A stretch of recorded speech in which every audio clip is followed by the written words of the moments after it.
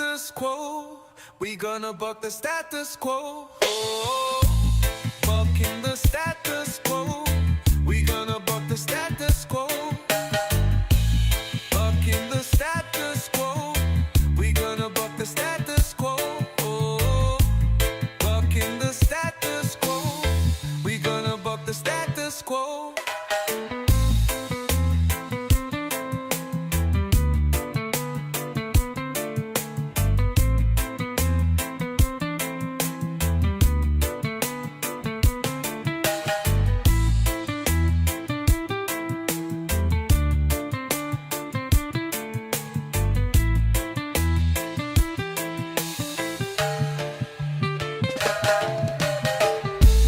Bucking the status quo.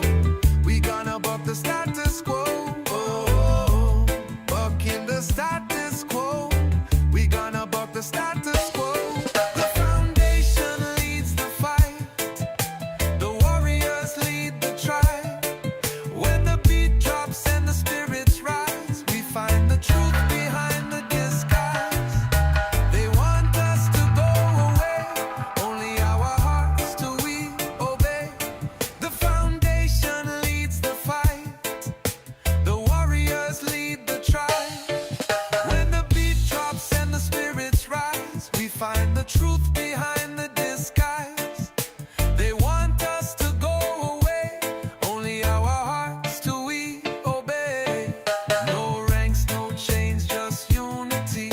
One tribe, one light, one destiny. No ranks, no chains, just unity. One tribe, one light, one destiny. Bucking the status quo. We gonna buck the status quo. Oh, bucking the status quo. We gonna buck the status quo. Bucking the status quo. We gonna buck the status quo. Oh, bucking the status quo. We gonna buck the status quo.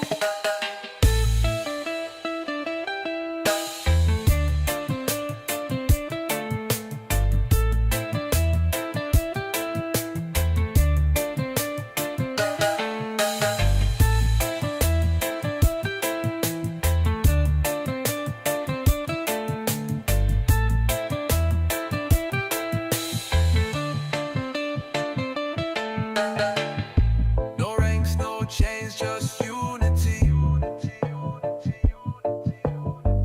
One tribe, one light, one destiny. No ranks, no chains, just unity. One tribe, one light, one destiny. Bucking the status quo. We gonna buck the status quo. Oh, bucking the status quo. We gonna buck the status quo. Bucking the status quo. We gonna buck the status quo. Oh, bucking the status quo. We gonna buck the status quo.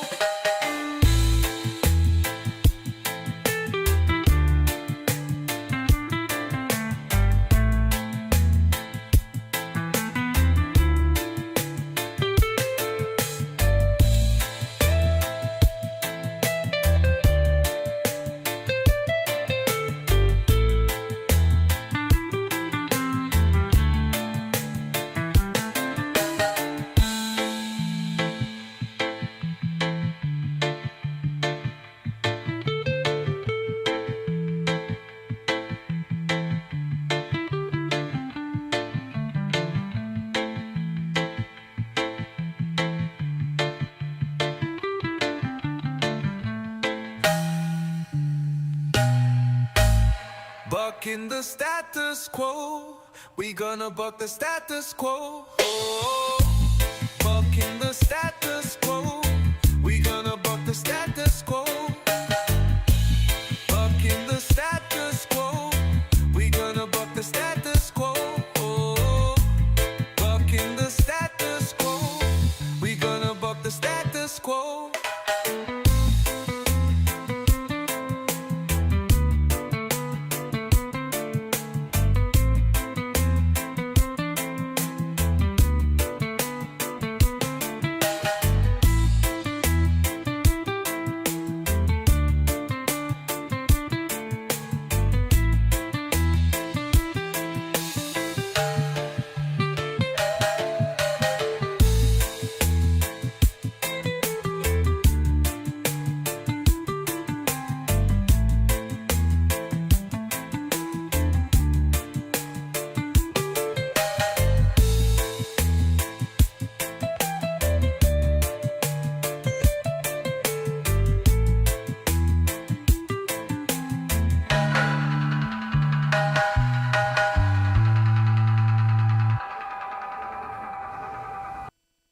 Bucking the status quo. We gonna buck the status quo. Oh, bucking the status quo. We gonna buck the status quo. Bucking the status quo. We gonna buck the status quo. Oh, bucking the status quo. We gonna buck the status quo.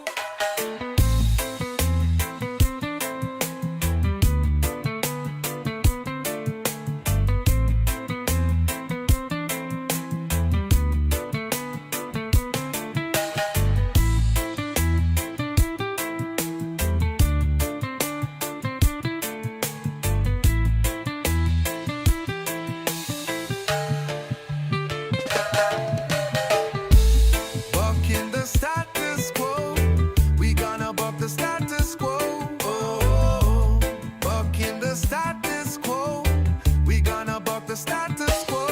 The foundation leads the fight. The warriors lead the tribe.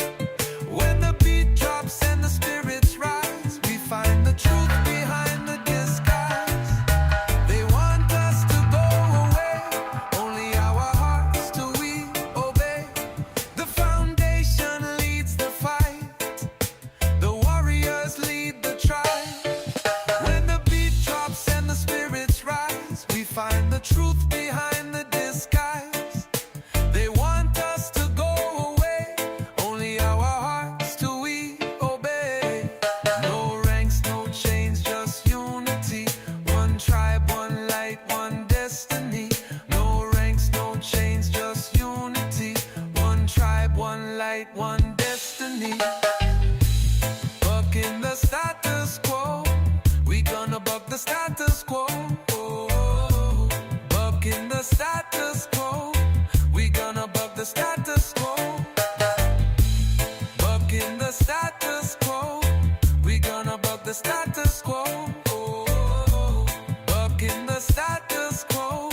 We gonna Microphone check, microphone check. Here we are. It is a gorgeous Friday in March, and Beautiful. oh, it's fantastic. And of course, I'm Hugh from Irreverent Warriors, and I'm joined by Will Wisner, the executive director of the Grunt Foundation. And thank you so much for everybody tuning in. Love for you to share this time with us every single Friday. We love being able to talk directly to you and for you to be able to comment and and ask us questions, and we're able to answer them live. So don't be bashful. Last week I was at IW Grit Camp, which is a very intense retreat we've designed for IW leadership, and part of the retreat is not having your cell phone, and we are in an area where there is no cell phone connectivity, so that works out perfectly. But anyway, I'm at this retreat for 7 days, full immersion in cold plunges, sweat lodges, meditation, equine therapy, hiking, just gorgeous, just in nature. And I come back and I find out that Pakistan and Afghanistan have started a war, and they're at war with one another.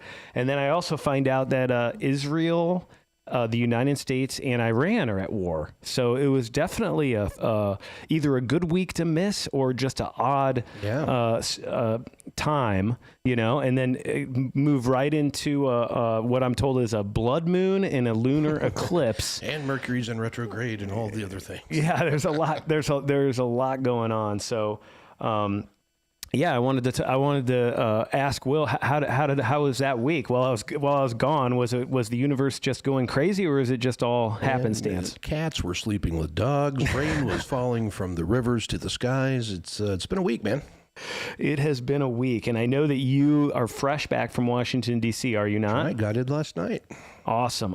And you were there with the leadership of all of Grunt Style Foundation and the VFW. That's right. We had a powerful week. This is our VSO week there in D.C., so we were, this is the time where all the veteran service organizations get together and they go walk the halls of the offices of our elected officials in the House Representative side as well as the Senate side, and saying, hey, these are the bills that are currently in motion that are out there, and this is the stance that we have on what we want you to support or not, and here's the whys. So it's a really good chance to really hear from the advocates for the veterans, because, we don't really have advocates outside of the VSOs. There's no lobbyists that, come and work on the behest of veterans that are dealing with all of the things that veterans have to deal with. So it's important work. And then all that culminated here, I guess it was on Tuesday, where we got to go to the joint session with the Senate and the House Veterans Affairs Committee and lay out again, here are our priorities, listing out 1 to 10. And Carol Whitmore is the current commander-in-chief for the VFW, and she's the first female commander, and she's amazing. I just absolutely adore her, and she laid it down in some pretty powerful moments. That was probably the first time that the issues that we talk a lot about in terms of things like informed consent on overprescriptions of medications, those types of issues, they got their day, and it was heard, and now there is movement. And people are, other groups are also now starting to share that message. So that's some good impact. Yeah, fantastic. Yeah, it looked like Grunt Stop Foundation and the VFW were working very closely together. And it was fantastic to hear that the testimony that we heard is what the foundation and Irreverent Warriors have been saying for years. Yeah. And we'll actually play some clips from that testimony. But first I wanted to rewind a little bit during the week. I know Irreverent Warriors and Grunt Stop Foundation and VFW all partnered together to do a bonus Army march. Yes. And it ended up snowing, but hardcore, right? You guys did it. It was a lot of snow, man. I know we've got some photos of what that looked like. So we'll go ahead and show those. But I'd love for you to explain. Here it is. Look at these guys in these World War I uniforms. Fantastic. Those are the sergeant at arms for the VFW guys. Wow, yeah. They look, and there's Tim giving a speech there, and I know several folks from both VFW and Grunt Style Foundation spoke. Why don't you share with us a little background of this? Like, what was this originally, and why revive it? So the Bonus Army March happened in 1932, and what was going on? So you got the Great Depression was hitting around that time. Everybody's out of work. The veteran community for the World War I guys, the old war to end all wars. They were especially impacted. Tons of wounded guys, tons. Right. And they left the service with this basically an IOU from the federal government saying we will pay you this money for your service at some date in the future. And so in 1932, they all gathered because they're all starving and they can't feed their families and whatnot. Yeah, they basically built a shanty town there in DC and saying, well, we sure use that money now. Now's a good time if you're gonna, we need we need this. And the Senate went against them, and so denied it. Yes. And so the VFW, however, did support the veterans and did advocate for them at that time. Go VFW. They've been doing this work for an awful long time. Since 1899. Yes. And I'm very proud to be a VFW member. So am I. And so they had their voice in it. Ultimately, it didn't work out. Yeah. So the federal government just came in there and cleared them out, burned the camps down, and it was quite miserable. So that's kind of the story of the Bonus Army March. So when we were putting together this plan to do a kind of a silky hike around the mall, and we wanted to bring all of the VFW members that were there participating in DC that week. To do this. So we kind of reformatted it and made it in honor of the Bonus Army.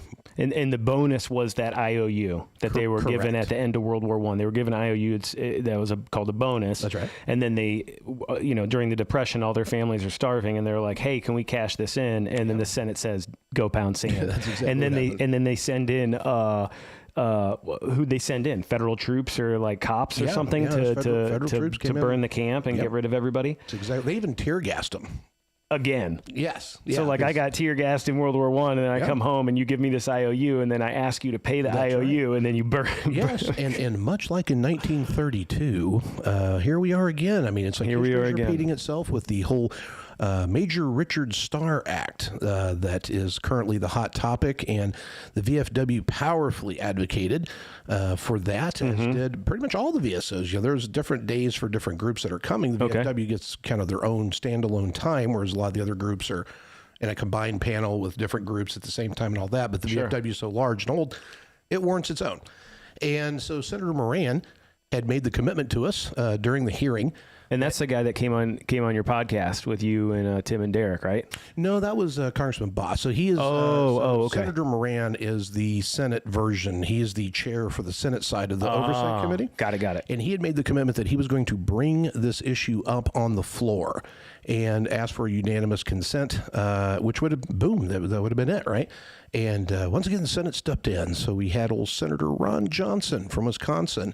Ron Johnson? Yeah. From Wisconsin. From Wisconsin. So he kind of shit all over that thing and put the stop to it, and that kicked off a firestorm. And a lot of veterans went to see Senator Johnson's office this week. None too happy. Yeah. Well, I mean, I'm in that act. I'm in that same spot. Yeah. Yeah. Yeah, it's 54,000 veterans currently that would be impacted by this. Now, what would it really entail? You want to explain what it is? I don't want to just jabber, but yeah. So basically, I was medically retired from the Marine Corps, and the way that I was medically retired was related to combat service, and so I was medically retired and offered a pension from the Marine Corps. When I retired after 17 years. Yes. And then the VA took my, the things I was retired from the Marine Corps for. Right. The VA said, okay, you are now covered for these different things, and you now get benefits for these things. That's right. And then I was asked to choose, do you want to take your pension or do you want to take VA benefits? That's right. And so I couldn't do both because you have to have made it to the 20-year mark. Correct. To do both. So folks in your situation would have been retired out under what they call Chapter 61. These are for people that have disability ratings and they're going to be medically retired before their normal 20-year retirement date. And so the benefit versus your retirement amount, they cancel each other on a dollar-for-dollar basis. So if you're over 20 years, well, then that's not really impacting you. But this is impacting 54,000 of our veterans. And it's like, what do they think's going on, man? Do they think that guys like in your situation and our friend Drew's situation and a lot of people we know, they're grifting, trying to get over on the government at an extra grand or so. But hey, that's a mortgage. That's bills paying. These are things that are people that are already dealing with an awful lot that have upheld their side of the contract. They have done what they said that they were going to do. And the government is not honoring their side of the contract. That's how we see it. And this is something that needs to be corrected. So, because I wanted to do 20 years. Sure. Like, I want to be very clear about that. Most of us in this situation, we were planning on doing 20 years, and the Marine Corps said, since you right now have this issue and you're non-deployable, we have decided we're just going to separate you and retire you early. Right. And then later we find out, you've got to make a decision between these two things. You can't also have your pension and your VA benefits at the same time. Yeah, that would just be crazy town, wouldn't it? Yeah, I mean, that's, you don't learn until afterward. I know. Because I didn't learn until afterward. But so you have this bonus army. You guys do this, the walk to all the different memorials in the snow. It's kind of badass. It was kind of badass. And the Korean War Memorial looks freaking incredible when it's snowing. Yes. It's built for that, basically. Yeah. It's a bunch of guys in the Frozen Chosen, right? Yeah. And then you've got the presidential, you guys received a presidential certificate of appreciation for Grunt Style Foundation. And commendation, certificate of commendation for Grunt Style Foundation and Irreverent Warriors and Texas VFW, Texas VFW, for the response to the Guadalupe River flood, right? Yeah, that's right. Yeah, there it is. So we've actually kind of rebuilt how disaster response can look like based on what we have done, both going back to, we've done several hurricane type deployments, but this plan started coming together around last year when they had Hurricane Helene up in the Appalachian Mountains there. Yeah. And IW Tennessee came through for that one, and North Carolina, IW North Carolina as well. Shout out. Yes. Thank you guys. Heroes of the day. So that experience informed our response when we had the Kerrville floods down in Texas this past summer. It was a wonderful VFW veteran named Greg Brannon. This is what he does. He works on emergency response stuff for USAA. And so he took the lead on that. We started working with him, and now he is actually a member of the Grunt Style Foundation Board of Directors. So we are building the CERT program, which is a community emergency response team, where we're taking veterans from within the VFW and irreverent warriors. Now, these is all in Texas because this is our pilot program, and we're going through this community emergency response team training and getting people certified to assist the first responders in our area to become a force multiplier for those men and women in the first responder area that is doing that work on the ground. So, this has been very well received. We've got a lot of support from the state of Texas on this. Good. And as we get through with this pilot during the year, then the intention is come 2027, we're going to expand this guy out as far and wide as what we can across the country. Right on. Awesome. Awesome. And you guys were recognized by the president for that. And it was cool seeing you all, holding that document and working closely with the VFW leadership. And then next, following that, was the testimony, right? Mm-hmm. And I think we've got some really good clips of the testimony to share. And I want to point out right before we share it that essentially this is what I've heard ever since you recruited me onto the team, and ever since I've been a part of the team. You've been banging this drum. Yes. And to see it finally, I know you've even gone and testified and been a part of these different things in DC, but just to see it again this year at this time, I feel like every year that we do it, and every year the message is shared and the testimony is shared on veteran suicide, it reaches a larger audience. Yeah. And I feel like this was an exceptionally powerful one to do. And I think that's all credit due to Carol Whitmore because, you're right. We've been banging this drum. We've been giving the speeches. We've been talking to all the peoples. We did a symposium back in D.C. in May or June last year that we did that. Yep. But Carol has such a powerful way of her delivery that they listened, and then she was able to work some of her magic, which you'll see in the video clip that we're about to play. And it was a very, very, very powerful moment in the hearings. I bet. I mean, my favorite thing about Carol was her, I showed up to an IW hike and hiked right alongside her, and she didn't tell anybody, hey, I'm the commander of the VFW, or act a certain way. Yeah. She just got right in the hike element and was just mixing it up with everybody there and acting really humble and really curious. And she was having really deep conversations with folks that were really hurting. And so I have so much respect from her just for, as an IW participant. She's a fantastic human to hang out with. Yeah, fantastic. So Dave, do we got that video queued up that we can play? Honoring the contract also requires urgent action on veteran suicide. If you are a veteran, family member, caregiver, or survivor whose life has been affected by veteran suicide, please stand if you are able.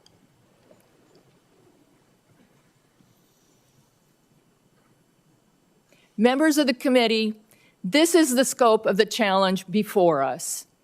Many veterans seeking mental health care are prescribed psychiatric medications, including some that carry the strongest FDA warnings for risk, such as suicidal thoughts and behaviors. Veterans must be fully informed and actively engaged in their treatment decisions.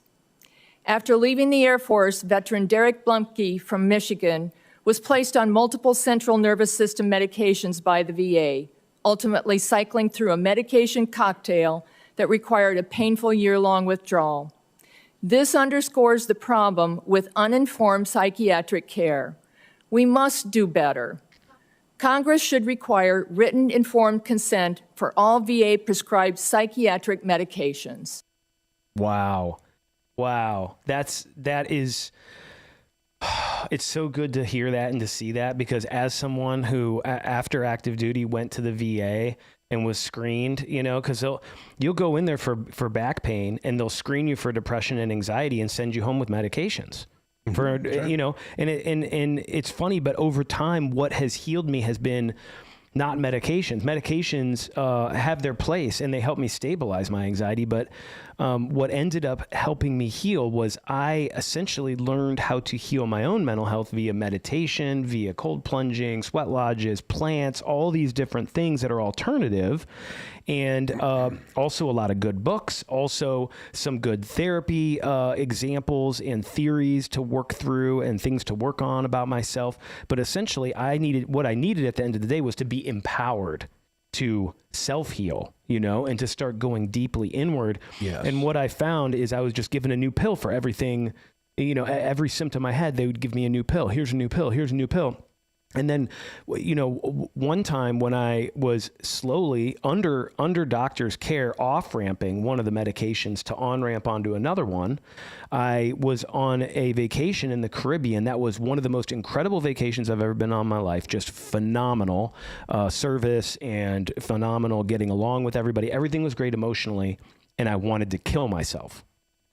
I'm on a vacation in the Caribbean, like one of the most beautiful places. Everything's going perfect. No stress at work, like everything's great. And I'm just sitting there on this boat thinking about killing myself. And my wife's like, hey, what's going on with you? And I'm like, I can't even talk to you about what's going on with me. And she's like, you don't seem like you're really enjoying this. And I'm like, I'm not. Yeah. And of course she thought it was something wrong she did or something like that. Right. And it was like, no, I want to, and I didn't understand, like, I want to kill myself. And it turns out that medication that I was coming off-ramping, has a black box warning that it increases suicidal ideation, especially during onboarding and offboarding. That's right. And no one ever told me that. And they sent me home with a medication that is dangerous to get off of. But now that I'm off of it, when I was on it, I couldn't experience joy. But I also didn't experience panic attacks. So it kind of numbed me out, right? But then once I got off of it, I started experiencing joyful moments of my life again. And I was like, where have you been for a decade? It was like I was reclaiming my joy. It was crazy. Well, there's alternatives that are out there. And this ties together really kind of nicely because I want to kind of hijack things here a little bit and go down a little bit of a different rabbit hole. Parallel, same kind of situation, but it's just a different topic. I'm going to start it by saying this. It's exhausting going out and doing all these things and all the dark stuff we talk about and advocate on and research and promote and just all the things. It's hard work. And then, going out to DC and we did this thing and hey, look at that. We've got the whole community now talking about overprescribing and that there are alternative modalities. And that was also talked about Wonderful. At the hearing. We need to get that clip. Yeah, there's a lot out there on it, but during, we come off this high of like, yeah, we did something, and then you go to social media and you're just getting firebombed on, why didn't you talk about my pet project this way? Why didn't you talk about this? Why do you, this is this, or you guys take money from Big Pharma, and all these things. Like, apparently they've not seen our Fuck Big Pharma t-shirt that, helps fund our work here. Interesting. Yeah, so, it's at first I'm just like, and it kind of just, upset me, and I was a little mad about it. But then I do what I do. I go before bed. I start unpacking all that kind of stuff and kind of putting it into context. And there was one comment that really stuck out at me, and it was a lady, and actually it was a few people on the thread that kind of echoing this initial comment, but they were frustrated that they are dealing with issues related to what's called mefloquine neurotoxicity. Mefloquine is also the name for Lariam. It's an anti-malarial pill. And they use I remember we had to take it. Mefloquine Mondays, right? If you were in the military before 2013, you probably were given mefloquine or Lariam or something under a different name, but it's the same things, these antimalarials. Well, what these things are, they're neurotoxins. The pills were neurotoxins. And the kind of the typical war signature experience of mefloquine was that you have weird dreams. I do remember this. Right. So they can be pretty unsettling. But there's about 13% of the population. I'm pulling back about 12 years ago. Now, I haven't done show notes or prep on this. I'm kind of having to pull from memory. But I've been engaged in that topic of mefloquine going back to 2014 when I was at the Sergeant Sullivan Center out in D.C., and we were working with this incredible doctor named Dr. Remington Nevin, who's a researcher over at Johns Hopkins. And he was really pushing hard on this mefloquine issue. He did get the FDA, black box warned it, and the military stopped giving it out to people in 2013. Okay. Now, if you're in this 13% of the population that responds super negative to these things or has a really bad result, now we're talking a whole different ballgame. It's not just bad dreams. Yeah, most people have the weird dreams that go along with it, but there's about this 13% that it goes into a different spectrum. And this is where probably I would say on the scale, and I'm just, forgive me if I get any of this not exactly right. It's going back some time here. But the first part of the scale, I'd say if we're calling it on a 1 to 10, right? The low, number 1, number 2, it's just the continuation of these bad dreams. You get up for like levels 3 through 5, maybe. Now you're starting to have like minor or mild to moderate post-traumatic stress symptoms. But without witnessing or having any stress. Correct. And it starts manifesting in really rough ways. Then you get up to like, we'll say 7 to 8 on that scale, 7, 8, 9 maybe. That is where you're having physiological tremors and all of these other kind of side effects that go along with it. Well, if it's affecting your nerves, that makes Correct. sense. It's a neurotoxin. That's what Larium was. They figured out the stuff. We're literally giving soldiers and airmen and Marines and all the people neurotoxins. So then you get that 10 on the scale. These are full-blown audio-visual sensory hallucinations that do not end. Wow. You are trapped in it. You may remember, and there's a little side story here Dr. Nevin talked a lot about back in the day when we were working with him. There was a guy out in Afghanistan that committed an atrocity in a village. Yeah. Turns out Army sniper, right? Yes, and so now he is in Fort Leavenworth for the rest of his life. But he's a mefloquine guy. And so, there's a whole other story on that. I don't want to get too deep into it because I don't want to misspeak because I'm not super Yeah, he seemed like he had paranoia, schizophrenia. And how do you go from being a scout sniper with all these awards to all of a sudden you're paranoid schizophrenic? He was in the full-blown audio-visual hallucination level. That would make sense because he thought he was protecting. Yeah, it's to the point where your friends are their skin is rotting off. They're turning into zombies. They're coming that kind of level of stuff. But where this became such a big issue is that mefloquine neurotoxicity attacks the limbic part of your brain. So it's really bad. And that's why we're seeing it, a lot of times mistaking it for just PTSD symptoms. And hey, we're going to give you more psychotropic medications to deal with that. So now we're throwing these head meds that increase your levels of suicidal ideation on top of this damaged brain. And so it's just a very frustrating, tragic, horrible issue. And back in those days, around 2014, 2015, when all this was going on, that was the rise of CBD oil. It's when our friend Paige Feige was advocating for her daughter Charlotte to CBD fixed her rare form of epilepsy that she had, right? Yep. So it turned out CBD was also beneficial for people dealing with mefloquine neurotoxicity. So there were people, and I was involved in this back in the day, where we were trying to get people out to Colorado so they could. This was the first state that had the cannabis dispensaries, and was where you could buy CBD oil. Okay, I mean, as crazy as that is to think about today, but hey, here we are again with multiple states trying to attack the hemp industry. So I mean, it's just a different day, same old damn story.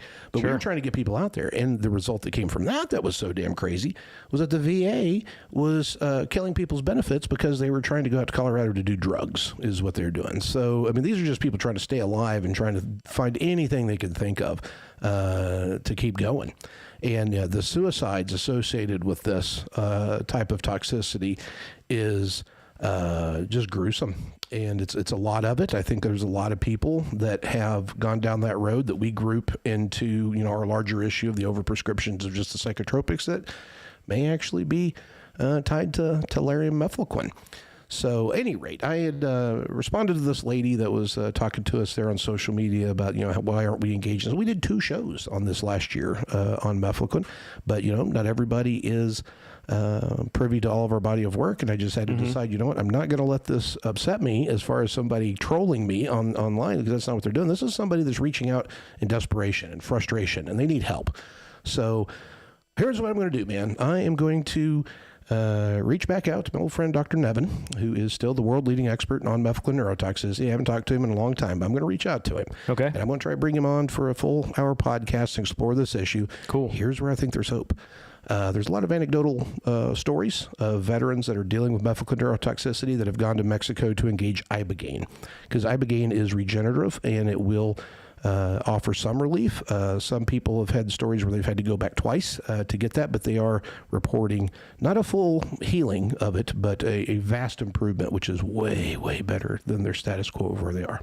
Awesome. It sounds like something the VA should think about looking into is ibogaine treatments. Well, yeah. When we go back to Carol's testimony on the Hill about these pharmaceuticals, remind me and tell our listeners what's our current platform, what's our current solution to this overprescription problem and these medications that cause suicidal ideation. Well, right now it's basically informed consent. So, we already went through this. The community went through this back a couple of years back when they were dealing with the opioid epidemic around 2016, that time frame. And just by providing that informed consent, they reduced things by about 25%. So, is that going to do the same here? I think so. I think that we could see an immediate reduction of up to 25%. I think that's a very reasonable expectation to have, because once I'm telling you, hey, Hugh, you're having these issues, I'm going to give you this pill. But I want you to know that if you take it, you get a good chance of having either temporary or permanent sexual dysfunction, and it may increase your levels of suicidal ideation. Yeah. Now, let's talk about this. Are you still comfortable moving forward? Whereas No. right now, No thanks. right? Yeah, it doesn't sound like a good time. Instead. The VA does not want to do that. They're supposed to be doing informed consent already, but they're very loath to do it because they don't want to scare people away from taking the medication. So the best middle ground that we have for right now is this issue of informed consent. We should at least be told, hey, I'm going to give you this pill and make you want to kill yourself. Right. So it's if that's where we have to start, that's where we start. But once we take that ground, we'll just keep pushing. Gotcha. Okay. And then what are the arguments of the senators and the congressmen that don't support informed consent? What do you think's going on in their head when they're like, yeah, we don't want the veterans to know what they're taking or what the side effects They don't are? want to disincentivize what is their status quo. I mean, this is the status quo. You go into the VA for an injury or an illness, you're still going to have that conversation of, have you been depressed lately? Have you had any suicidal thoughts? And this is all based on guidelines from the American Psychiatric Association. Association. Yeah. And so is some of the argument of these senators and congressmen and congresswomen that I don't want to go against the American Psychiatric Well, that's the science. Association? That is the science, right? So, Because if you give informed consent, people will question science. I think it's more of that's their go-to modality. If we take that tool away from them and people are disincentivized, they're just sending people away. Well, yeah, and there's also the way they look at it, I disagree, but, the way they're looking at it is we may be making things worse. And it's better to have them on the meds. Well, is it? I don't think it is. I was on the meds for a decade or more, Right. and like I said, it numbed me out, which for a minute helped me stabilize, kind of, right, from spiraling. But then there was no joy in my life. Joy was gone from my life. And at first you're like, oh, I'm just focused on not having panic attacks. Oh, thankfully I don't have panic attacks, right? This medication has saved me. And then it took a long time for me to go, what is joy? I have no freaking idea what joy is. Like, I can laugh with people, but I don't feel that joyful energy, you know, leaping out of my heart anymore. Now imagine the most extreme version of that, where you're just coming unglued. Yeah. That's Lariam. That's methylquin neurotoxicity all the time. And they haven't been on methylquin since they were deployed to Somalia or, Iraq or Afghanistan or any of these places. That's been years and years and years ago since they took those pills, and they're still dealing with it. And back in the day, I had a lot of conversations with Remington about that. Like, well, what do you do with these people? Oh, there's nothing you can do. Brain damage is brain damage. All you can do is try to prevent other people from following suit and taking it. That's where we are. There's nothing we can do. Well, that was true in 2014. Well, that was also before the rise of awareness of things like ibogaine, which has therapeutic benefit, at least at this point anecdotal. The research is all starting up. But I tell you what, Stanford has legit studies. 85% on ibogaine. 85% of folks going for an ibogaine treatment stop using heroin, stop using opioids. Sure, but in terms of the damage to the limbic system, got what it. Lariam and mefloquine is doing. I mean, it's damaging that limbic part of your brain. Yeah. A big common side effect with that is also tinnitus, unrelenting tinnitus, just one of the many symptoms that ibogaine with people that have verifiably suffered from methylquin neurotoxicity, Lariam neurotoxicity. It is reducing or removing that tinnitus. It is regrowing this neurological damage is being repaired, and they are finding relief. Wonderful. I mean, There's so many healing modalities that can help. And when we were at IW Grit Camp, we really focused on a a small handful of very basic modalities. And the whole purpose of the camp, of the retreat, is to be present. Yep. And so the way they do that is they don't tell you the schedule. Oh, that's your job. SEER school, man. Your job is to be present. And so they'll just say, okay, put your silkies on and meet us over by we were all in tents. So they say, like, put your silkies on and meet us over by this. And then they would go, okay, we're going to do a sweat lodge. And we'd all do a really intense sweat lodge together and bond. The camaraderie was off the charts. And then they would say, okay, you guys are released. And then you just had to be present. You could go change over and you could kind of stay in the local area. And they had all these prompts for journaling and meditation. And then they'd say, okay, we're all going to go meet. And then they, come out and go, all right, everybody, we're now going to meet over here. And we'd all show up and they'd go, okay, now we're going to do a workout. We do a workout, or it would be a breath work, really intense breath work, Wim Hof type of breath work, or it would be a cold plunge, ice bath.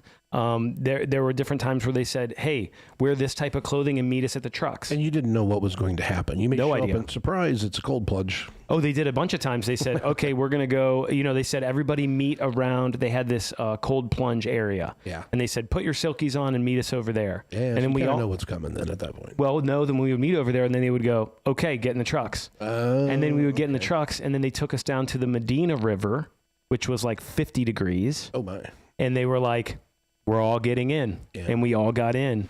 So now, and the point of this is, again, to make sure that people, or to teach the skill of to Being make people present. mindful and present in the now, and let the hour from now's worries live there and the past troubles live there, and just be present in the moment. Because you never know when you're going to have to jump in a river. And yes, and there's no cell phones. There's no cell phones. Nobody has cell phones there. So how did how many people participated in this? 8. And they were all males Yes. and females? It was only males? Okay. Yep. And they're from... all over IW. They're all IW leadership folks. wasn't just Texas. It was all... No. Yeah, they were from all over, and they were, it was offered to everyone from IW. Every LC, every local coordinator in IW was offered to go. And so we had, we had 8 LCs, and phones, we all voluntarily didn't have our phones while we were there at the camp. We were in tents. It was gorgeous. We were in the hills of Texas in the wilderness. It was phenomenal. The animals, the sunrises, the sunsets, it was phenomenal. Now, are these folks people that were already kind of bought into the idea of what we're trying to do with No. this kind of area? Or these are kind of skeptics? A bunch of skeptics. And how did they leave the experience? They are ready. They're on board now. They are ready. Yeah, it was fantastic because the way that everything was set up, every morning we got up at 5:30 or 6, in the dark. And we would do some sort of stretching, breath work, coffee, meditation, like not in that order. It's always different the way they did it. But we did several modalities, cold plunge or sweat lodge. We did several modalities to start the day. Yeah. And every single one of us now, we're all still keeping in touch with each other. We're continuing that. Yeah. We're getting up with dawn, with the sunrise, and we're doing several modalities. Like this morning, I did Wim Hof breath work, meditation for 30 minutes, an intense workout, cold plunge, and then I cooked and prepared nutritious food. That was another thing we did, is we did only nutritious whole food cooking, very little seasoning or anything like that, no vegetable oils or added sugar or anything, very clean, kind of like a dieta. Yeah. And so I made my lunch with that in mind. And so by the time I got to work, I'd basically done 5 modalities. And I can't tell you how focused I am and how ready to go I am. And like, if the world throws horrible things at me today, okay. Yeah. I'm present. You look like you're really in a good groove. Yeah, it was really, really, really good. And that's the first time I've ever really experienced something like that without any plants. So that was fascinating for me. One of the attendees was an FBI agent, and he, just like the rest of us, it was wonderful to see everybody's progression, and it was fantastic bonding with everybody. Awesome. So they're going to go back and tell their friends, and then maybe we'll make a few more skeptics come over to the light side. That's the plan. That's the plan. And that kind of brings us to the end of the show here. I was going to go ahead and run through the next Irreverent Warriors events that are coming up. We've got Tucson on March 14th. If you're out there on the West Coast, come see us. We've got the Knoxville IW Wellness Weekend with a bunch of different things like cold plunges and sweat lodges and different types of practitioners that are coming together in Knoxville on March 20th. Then we've got Jack's Beach. If you're anywhere near Florida or want to be near a beach or experience the beach this time of year, that's on March 28th. We also have New Braunfels in Texas if you're looking for a Texas hike, and we have Washington, D.C. night hike, which is, I'm hoping they experience better weather than you had with the snow. But one shout out we should put out there is because that was a big project to try to get the permits, and for D.C. it's not easy. And once again, Kim Pond comes through spades. So shout out to big shout out to Kim Pond. Thank you very much for your help. Yeah, thank you, and thank you to the whole IW Washington D.C. team. And they're going to be throwing their night hike during the Cherry Blossom Festival on March 28th. So I'm hoping that it gets warm. It was warm last year, so I hope it gets warm. But it's a fantastic hike. Going to all the monuments at night with the glow sticks and all the different glowing stuff on everybody's body armor. It's fantastic. Yeah. So we hope to see you all there. When's the next Grit Camp? Then we don't have one scheduled. That was the one for 2026 so far. It was a pilot. Okay. And it sounded like it went over really well. So now it's a green light go, so we'll see some more coming behind it. Well, we wanted to on the staff call on Monday. We're going to run some stuff by you and just let you know how it went. But yeah, I'm looking forward to that. All right. Yep. Well, hey, before we close it out, I want to go ahead and send out a big shout out to one of our sponsors over at CBD American Shaman. They are making a lot of our work in that realm with integration type activities possible. So head over to CBD American Shaman and give them some love. And if nothing else, just send them an email and tell them thank you for making the work that's so important in the lives and mental health of our veterans possible. Awesome. All right. Well, thanks everybody for joining us. Have a wonderful weekend, and we'll see you next week. Yeah, stay tuned for more on methylliquid neurotoxicity. We're going to be doing some stuff on that. So see you then. Stay waxy, everybody.